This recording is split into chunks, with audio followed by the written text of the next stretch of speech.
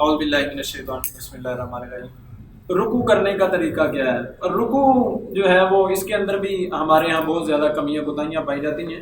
تو رکوع کرنے کا بہترین طریقہ یہ ہے کہ اپنے ہاتھوں کو جو ہے وہ آپ نے ایسے جو ہے وہ مضبوطی سے گھٹنوں کے اوپر رکھنا ہے اور اپنے گھٹنوں کو پکڑنا ہے مضبوطی سے، اور گھٹنوں کو جو ہے وہ بالکل سیدھا رکھنا ہے۔ بعض لوگ جو ہے وہ گھٹنوں کو بینڈ کر لیتے ہیں، تو گھٹنوں کو جو ہے وہ بینڈ نہیں کرنا آپ نے، بلکہ بالکل سیدھا رکھنا ہے، اور آپ کی کونیاں جو ہیں یہ بالکل سیدھی ہونی چاہیے۔ بعض لوگ اپنے بازوؤں کو بھی جو ہے وہ بینڈ کر لیتے ہیں ایسے، تو یہ بالکل جو ہے وہ سیدھے ہونے چاہیے۔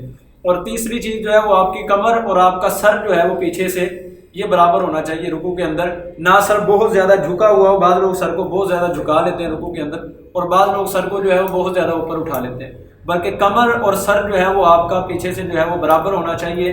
آپ کی بازو جو ہے وہ بالکل سیدھے ہونے چاہیے، اسٹریٹ ہونے چاہیے، اور آپ کے گھٹنے جو ہے وہ بالکل سیدھے ہونے چاہیے، گھٹنوں کو جو ہے وہ بینڈ نہیں کرنا۔ یہ رکوع کا جو ہے وہ صحیح طریقہ ہے۔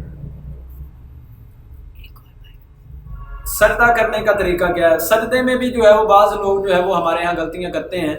بعض لوگ جو ہے وہ اپنی ان کونیوں کو جو ہے وہ ایسے اپنے یہاں پہ جو ہے وہ پیٹ کے ساتھ لگا لیتے ہیں، یا بالکل جو ہے وہ زمین کے اوپر رکھ دیتے ہیں، تو ایسے جائز نہیں ہے۔ رسول اللہ صلی اللہ علیہ وسلم نے فرمایا تم میں سے کوئی بھی اپنے بازوؤں کو سجدے میں ایسے نہ پھیلائے جیسے جو ہے وہ کتا اپنے جو ہے وہ پاؤں کو پھیلاتا ہے۔ اس لیے ہاتھ بالکل آپ کے سیدھے ہونے چاہیے، آپ کی انگلیاں جو ہے وہ قبلہ رخ ہوں، بالکل سیدھے ہوں، کانوں کی لو کے برابر جو ہے وہ آپ کے ہاتھ ہوں، اور آپ کے پاؤں کی جو ہے وہ انگلیاں جو ہیں وہ بالکل مڑی ہوئی ہوں پیچھے سے، وہ بھی قبلہ رخ ہوں۔ اور اس کے بعد آپ نے اپنی کوہنیوں کو اپنے پیٹ سے بھی جدا رکھنا ہے سجدے میں، اور اپنے جو ہے وہ کوہنیوں کو زمین سے بھی جدا رکھنا ہے، اور بالکل جو ہے وہ حشاش بشاش ہو کے سجدہ کرنا ہے۔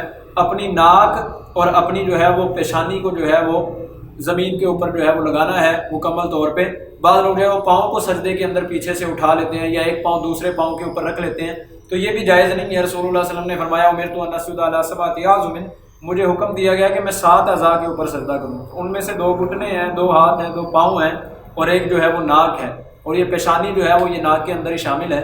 لہٰذا ان میں سے اگر ایک چیز بھی اٹھی ہوئی تو سجدہ جو ہے وہ آپ کا مکمل نہیں ہوگا۔ اللہ جو ہے وہ سمجھنے کی توفیق نصیب فرمائے۔